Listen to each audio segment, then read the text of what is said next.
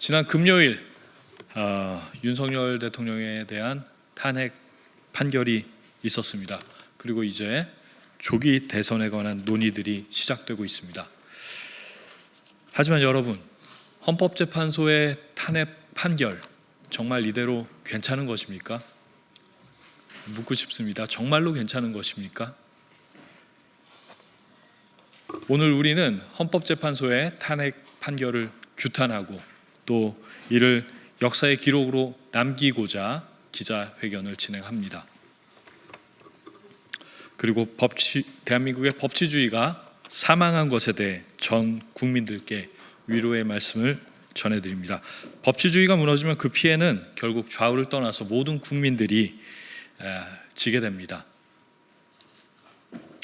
헌재 탄핵 판결, 엉터리 판결이었습니다. 그리고 또 우스운 판결입니다. 헌재는 윤석열 대통령이 비상계엄 선포의 절차적 요건 위반했다라고 하면서 탄핵했습니다. 그런데 여러분, 이번 탄핵 심판에서 헌법재판소가 절차적 요건 잘 지켰습니까?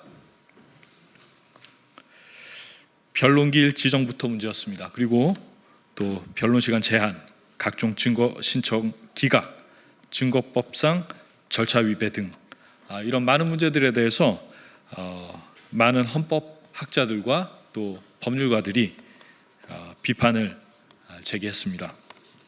이런 헌재가 절차적 요건 위반을 이유로 대통령을 탄핵한 것은 사실 우스운 일입니다. 재판이라는 것은 법적 다툼을 해결하고 진실을 발견하고 또 정의를 실현하고 또 질서를 회복하는 수단입니다. 그런데 이번 판결을 통해서 질서가 회복이 되었습니까? 정의가 실현이 되었습니까? 더불어민주당의 일당 독재만이 더욱 강화된 것 아닙니까? 언제나 헌법재판관 임명 안 한다고 탄핵하고 이제는 자기 마음에 안 드는 사람 임명한다고 탄핵하겠다고 벼르는 것이 지금 더불어민주당의 모습 아닙니까? 여러분, 이것이 정상입니까? 헌법재판에 관해서 저희 트루스포럼 청년 감시단이 지난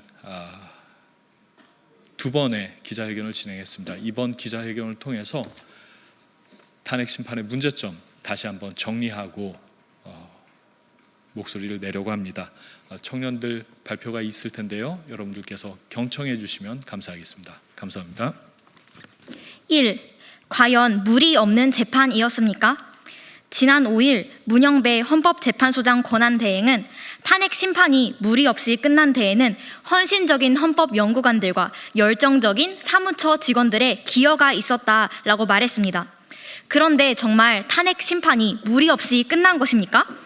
비상계엄 선포의 절차적 요건 위반을 이유로 윤석열 대통령을 탄핵한다면 헌법재판관들이야말로 탄핵 심판 과정에서 절차적 요건을 엄격히 지켰어야 하는 것 아닙니까?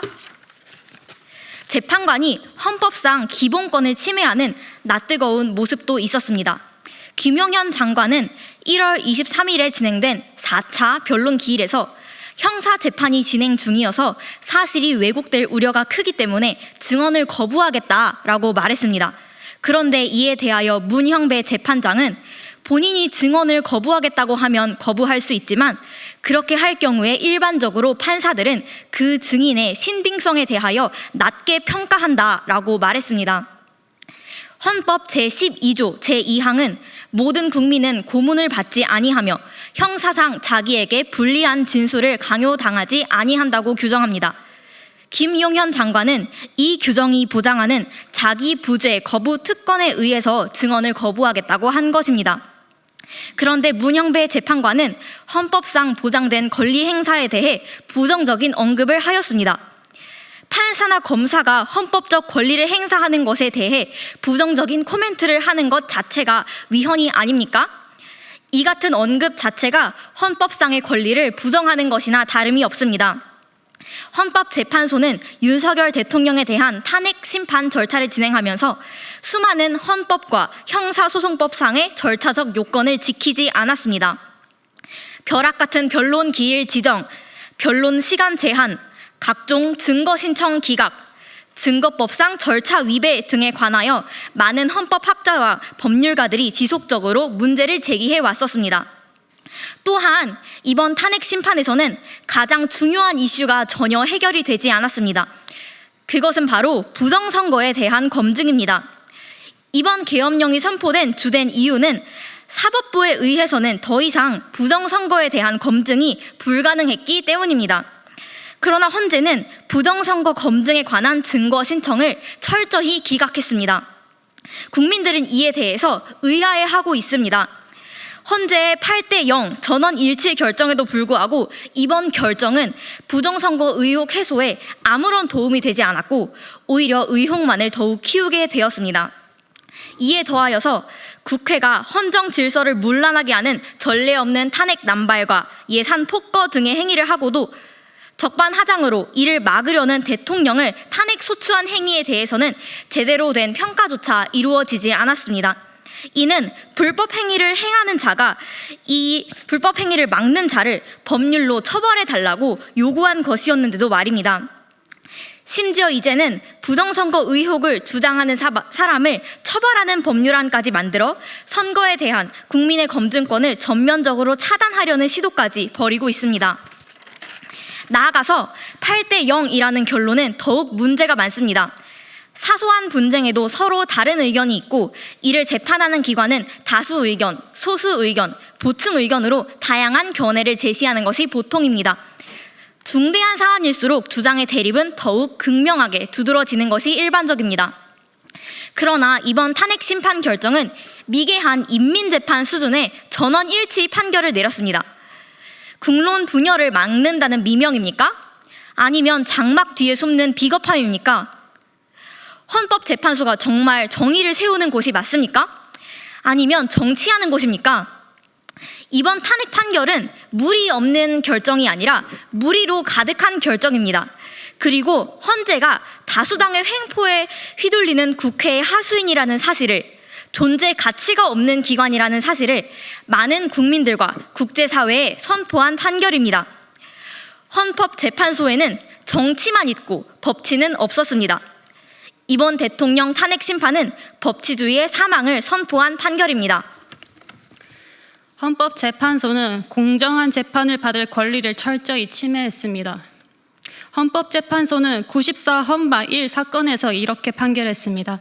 헌법 제27조가 보장하고 있는 공정한 재판을 받을 권리 속에는 신속하고 공개된 법정의 법관의 면전에서 모든 증거 자료가 조사 진술되고 이에 대하여 피고인이 공격 및 방어를 할 수 있는 기회가 보장되는 재판, 즉 원칙적으로 당사자주의와 구두변론주의가 보장되어 당사자가 공소 사실에 대한 답변과 입증 및 반증을 하는 등 공격 방어권이 충분히 보장되는 재판을 받을 권리가 포함되어 있습니다. 또한 피고인 등의 반대 신문권을 제한하고 피고인들의 공격 방어권을 과다히 제한하는 것은 헌법상의 적법 절차의 원칙 및 청구인의 공정한 재판을 받을 권리를 엄격히 침해하고 있는 것이라고 판결했습니다. 하지만 탄핵 심판 절차에서는 이런 원칙들이 전혀 지켜지지 않았습니다. 오히려 그 반대였습니다.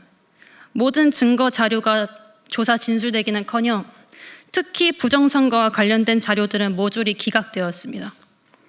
반대 신문권을 충분히 보장하기는커녕 초시계로 변론권을 제한하기까지 했습니다.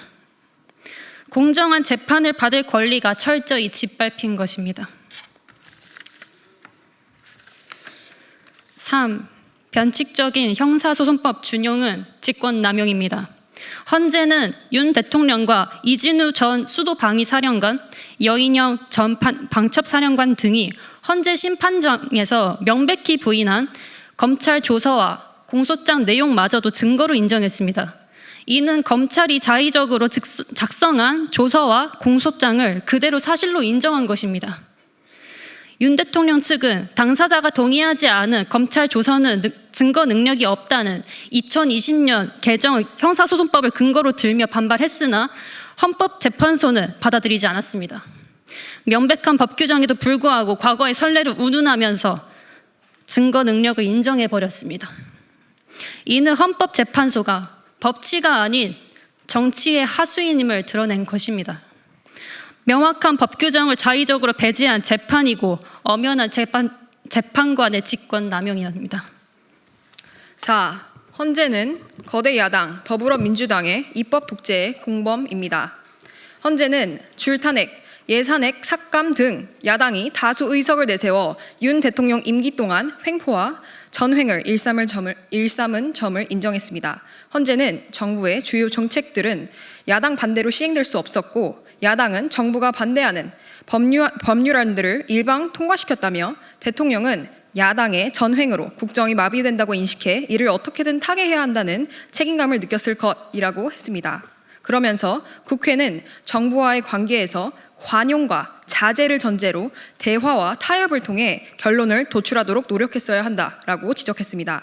하지만 헌재는 거대 야당이 3년 넘게 지속한 이 같은 횡패와 전횡이 얼마나 심각한 것인지에 대해서는 제대로 조사하지 않았습니다. 줄 탄핵으로 국무회의를 무력화하고 정부 기능이 사실상 마비된 상태에서 언제까지 관용과 자제가 해답이라고 강제할 수 있겠습니까?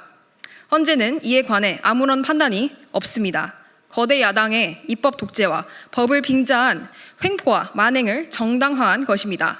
더구나 부정선거 의혹만큼은 민주주의의 최소한도의 요구이자 의혹 검증은 검주주의의 요체입니다. 모든 국가기관의 권력 행사는 선거에 의해 비롯되기 때문입니다. 하지만 헌재는 이에 관한 대통령의 계엄 사유 주장에 대하여는 증거 신청을 모조리 기각했습니다. 거대 야당의 횡포는 무엇으로 견제하시겠습니까? 줄탄핵과 예산삭감, 나아가 이상할이 많지 부정선거 의혹에 대한 진상규명을 방해하고 중국을 위해 간첩법 개정까지 맹목적으로 반대하는 거대 야당은 책임이 전혀 없는 것으로 보입니다. 헌재가 거대 야당의 하수인입니까? 이번 판결로 헌재는 거대 야당의 입법 독재의 공범이 되었습니다. 5. 사법부의 독립이 비리를 감추는 수단이 될 수 없습니다. 헌재는 대통령이 비상계엄 선포 직후 여인영 전 국군방첩사령관과 홍장원 전 국정원 1차장을 통해 주요 법조인과 정치인 위치를 파악하려고 시도한 점도 탄핵 인용 사유로 인정했습니다. 그리고 현직 법관들이 언제든 행정부에 의해 체포될 수 있다는 압력을 받을 수 있다면서 사법권 독립의 제도적인 기반을 무너뜨리는 것이라고도 했습니다. 홍 전 차장은 변론 기일에서 김명수 전 대법원장과 권순일 전 대법관 등 법조인과 정치인 이름이 포함된 체포 명단을 받았다고 진술하면서 이른바 홍정원 메모를 공개했습니다. 하지만 이후 거짓말이 드러나 신빙성 논란이 불거졌습니다. 그렇지만 헌재는 그의 증언과 증거를 대부분 인정했습니다. 부정선거 의혹은 선거 관리에 연루된 법관들에 대한 의혹을 또한 포함한 것입니다. 실제로 중앙선관위원장을 역임한 권순일 전 대법관은 대장동 50억 클럽의 의혹을 받고 있습니다. 사법부의 독립은 공정한 재판을 위한 것이지 비리와 의혹을 감추기 위한 수단으로 남용될 수는 없습니다. 계엄은 영장주의의 예외입니다. 따라서 계엄이 정당하다면 부정선거 의혹과 연루된 법관에 대한 체포 지시 또한 정당한 것이 될 수 있습니다. 계엄이 불법이라면 체포 지시는 불법이 될 것입니다. 이를 판단하려면 계엄의 사유, 특별히 부정선거 의혹에 대한 대통령의 주장에 대해 철저한 증거 조사를 진행해야 했습니다. 하지만 선관위 사무총장의 동의에도 불구하고 선관위와 관련된 증거 신청은 헌재가 모두 받아들이지 않았습니다. 이러고도 사법부의 독립을 운운하시면서 탄핵 판결이 정당하다고 말하는 것은 옳지 않습니다. 네, 이어서 말씀드리겠습니다. 6. 국가 비상사태에 대응하기 위한 계엄은 정당합니다. 1.23 비상계엄 당시 계엄사령부가 발령한 포고령 1호에 대해서도 헌재는 국회, 지방의회 정당 활동을 금지해 국민의 정치적 기본권과 단체 행동권, 직업의 자유 등을 침해했고 언론, 출판, 집회, 결세의 자유를 전면적으로 제한했다고 했습니다. 따라서 헌법의 근본 원리인 국민 주권주의와 자유민주적 기본 질서를 위반했다고 판단했습니다. 그러나 계엄은 기본적으로 헌재가 적시한 이러한 행위를 하기 위하여 존재하는 것입니다. 이러한 행위가 있었느냐가 문제가 아니라 이러한 행위를 야기하게 한 그 원인 행위, 다시 말해서 계엄은 초래 행위인 야당의 국헌 문란 행위가 무엇인지를 먼저 확정했어야 합니다. 부정선거에 대한 검증이 불가능한 현재 국가 상황은 비상 상황이라고 할 수 있습니다. 이에 대한 증거 조사를 통한 사실 확정 없이 선관위에 계엄군이 출동하였다는 사실만을 계엄령이 헌법 위반이고 헌법 기관의 침탈이라고 할 수 없습니다. 나아가 야당에 의한 행정권 장악, 즉 삼권 분립의 훼손이 계엄법이 정하고 있는 행정 사법 기능의 집행이 현저히 곤란한 경우라고 해석하는 데 어려움이 없습니다. 그럼에도 불구하고 계엄령의 정당성에 대한 피청구인 측의 주장에 관해서는 증거 신청도 받아들이지 않고 반내 신문권도 제한했습니다. 또한 변론기일 지정조차 벼락치기로 잡는 과정을 보면서 헌법재판관에 대한 국민들의 의혹과 불신만 더욱 커졌습니다. 나아가 비상사태에 대응하기 위한 대통령의 고유 권한인 계엄에 대해 비상식적으로 높은 기준을 적용하는 것은 발생 가능한 국가 비상사태를 해결하는 데 심각한 위험을 초래할 수 있습니다. 특별히 국회가 반국가 세력에게 사실상 조종되고 장악되는 상황이 발생한다면 이를 견제할 수단이 전무해진다는 것과 중국과 북한의 은밀한 침투가 고도로 치밀해지고 있는 현실에서 이번 판결은 심각한 문제를 가지고 있습니다. 7. 헌법재판소를 탄핵합니다. 수백만 명의 사람들이 모여 대한민국의 정의를 세우고자 외쳤습니다. 하지만 정의는 죽고 일방적인 정치만 남았습니다. 법 해석의 법치는 없고 재판관의 자유적인 인치만 남았습니다. 헌재 탄핵 판결은 더불어민주당의 입법 독재를 정당화한 비열한 판결입니다. 국민 통합에 실패한 엉터리 판결입니다. 또한 대한민국을 조정하려는 중국의 계략에 대해 대한민국을 던져버린 무책임한 판결입니다. 현재 많은 국민들이 법치주의가 무너진 참담함에 분노하고 있습니다.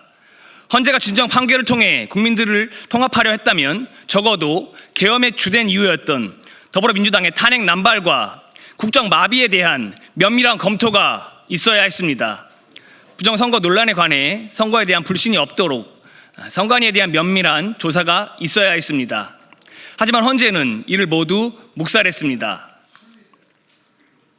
8년 전 거짓 선동기사를 그대로 인용하여 박근혜 대통령을 탄핵시킨 헌재는 다시 한번 대한민국과 미래 세대에게 지울 수 없는 죄를 지었습니다.